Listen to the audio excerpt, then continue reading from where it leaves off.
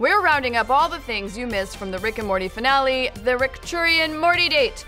Season 3 of Rick and Morty came to a close this weekend, and now we have to wait a really long time for Season 4 and the tying up of many a loose thread. But before we start postulating on what mind-blowers the writers will create for us in Season 4, we're gonna take a moment to break down some things that you may have missed in Episode 10, the Rickchurian Morty Date. Of course, this goes without saying. Spoilers, spoilers, spoilers, spoilers, spoilers, spoilers, spoilers. It would go without saying, huh? Yeah, it would. Did you hear me say it? Now we have to admit we definitely fell into the conspiracy theory trap with this one. The title led us to believe that we'd be revisiting the Evil Morty storyline now that he is in power of the Citadel. But since the season was initially slated to be 14 episodes and then was shortened to 10, as Dan Harmon described last week in an interview with Entertainment Weekly, the finale was a great episode that we finale-fied when we realized we weren't going to be able to make 14. We'd like to think that if the season had been 14 episodes, we would have seen the Evil Morty plotline play out more fully, but alas, let's deal with the finale that we got. First up, White House secrets. As they do so well, the writers sprinkled in a ton of both in-world and pop culture references with some alternate history thrown in for good measure. Kennedy sex tunnels, Truman cocaine lounge, McKinley hooker dump, and the Lincoln Slave Coliseum are all national secrets hidden in and under the White House. But did you also catch the corpse of Tupac underneath the floorboards? Couldn't they just let us think he was on a desert island in the Caribbean with Biggie and Elvis?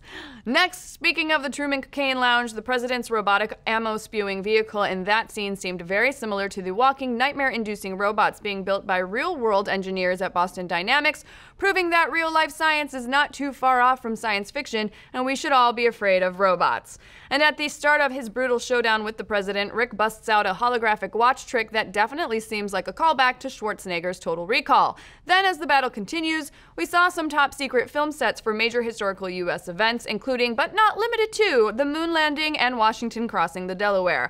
Outside of that big fight, we also caught some in-world jokes and callbacks. For instance, the back of Jerry's robe says week in Chinese, and the cabin that Morty and the Smiths are hiding in at the end seemed to be the cabin they visit in Morty's Mind Blowers during their plot to save the ET-like alien. Plus, there was a portrait of Snowball, the pup formerly known as Snuffles. Now, the South Park Minecraft episode got a very clear shout-out, and amazingly, when Rick says South Park did it 4 years ago, he meant almost to the day. October 2nd, 2013 is when that episode first aired. Now, that mention was followed up with a self-referential quip about the time that it has taken to get Season 3 on the air for Rick and Morty. South Park did it 4 years ago, Morty. They're fast. Or we're slow. Also, what's Rick holding in this scene?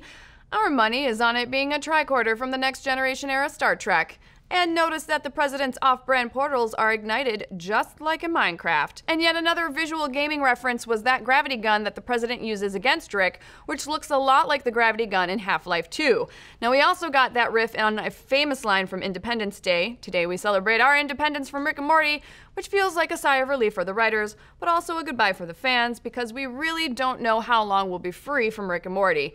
And we were glad to see a post-credits message from Mr. Poopy Butthole, who has moved on from Beth shooting him in Total Recall, but also, and most importantly, from his failed proposal to Morty in that erased memory in Morty's Mind Blowers. Way to bounce back, Mr. Poopy Butthole. Ooh-wee! You've been through a lot of shit. But what do you folks think? Did we miss anything? Is this clone Beth a real Beth? And who were those two killer kids that the president awakened in the Truman Cocaine Lounge? Let's discuss.